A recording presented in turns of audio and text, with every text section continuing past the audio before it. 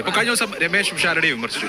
രമേശ് പിഷാരടി പറഞ്ഞു അഖിൽ മാരാർ ഇപ്പൊ ഒരു കാര്യം പറഞ്ഞാൽ നമ്മൾ അതിന് മറുപടി ഒന്നും പറയണ്ട. 1.5 കൊല്ലം കഴിഞ്ഞു അതേ അഭിപ്രായമാണെങ്കിൽ നമ്മൾ മറുപടി പറഞ്ഞാൽ അസാധ്യ തക്കായി പോയില്ലേ? കോൺഗ്രസ്സുകാരല്ലേ, കോൺഗ്രസിന് വേണ്ടി പ്രവർത്തിച്ചവരല്ലേ അവിടെ മത്സരിക്കേണ്ടത്? രമേശ് പിഷാരടിയോട് ചോദിച്ചു. അങ്ങനെയാണെങ്കിൽ ഇപ്പൊ 2020 വേണ്ടി പ്രവർത്തിച്ചിട്ടല്ലോ അഖിൽ മാരാർ ഇവിടെ കാൻഡിഡേറ്റ് ആയത്. ഈശ്വര, ഇവിടെ ആരില്ലല്ലോ ഇതൊന്ന് പറഞ്ഞു ചിരിക്കാനായി. എന്നെ സംഖ്യയാക്കിയേ പറ്റത്തുള്ളൂന്നുണ്ടെങ്കിലും എനിക്ക് സംഖ്യയാവാൻ കഴിയില്ല എന്നതാണ് എനിക്ക് ഭ്രാന്തായി പോയതാണ്. അത് നാട്ടുകാർക്ക് മൊത്തം നമ്മള് തമ്മിൽ ആദ്യമായിട്ടല്ലേ കാണുന്നത്. ഇതുപോലത്തെ ഒരു മുഖം ഇതിനു മുമ്പ് കണ്ടിട്ടില്ലല്ലോ. ആദ്യമായിട്ടാണ് ഇതുപോലൊരു മുഖം കാണുന്നത്. അവസാനമായിട്ടും ബിഗ് ബോസ് ഞാൻ തുടക്കം ഇട്ടോണ്ട് ഞാൻ ചോദിക്കാണ്. ചേട്ടൻ പറഞ്ഞിരുന്നു ബിഗ് ബോസ് 100 ദിവസം കണ്ട വ്യക്തികളെ എനിക്ക് വോട്ട് ചെയ്യും. എന്നെ മനസ്സിലാക്കിയിട്ടുണ്ട്.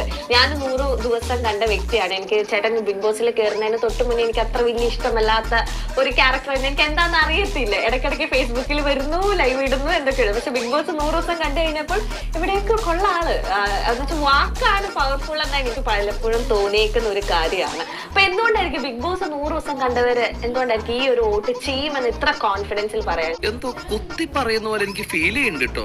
കുത്തിയില്ലല്ലോ, കുത്താൻ പോണല്ലേ ഉള്ളൂ. ബിഗ് ബോസ് കണ്ടിട്ടുള്ള ആർക്കും എനിക്ക് കൂട്ടി. ഇവൻ നിനക്കൊരു പരാജയം എന്നും, ഐ മീൻ ലോക പരാജയം.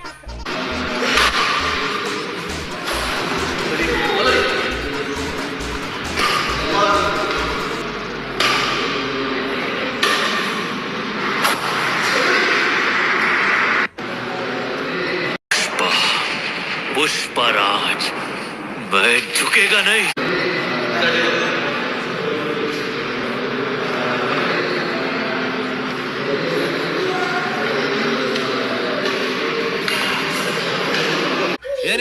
ഞാൻ പോകുന്നു.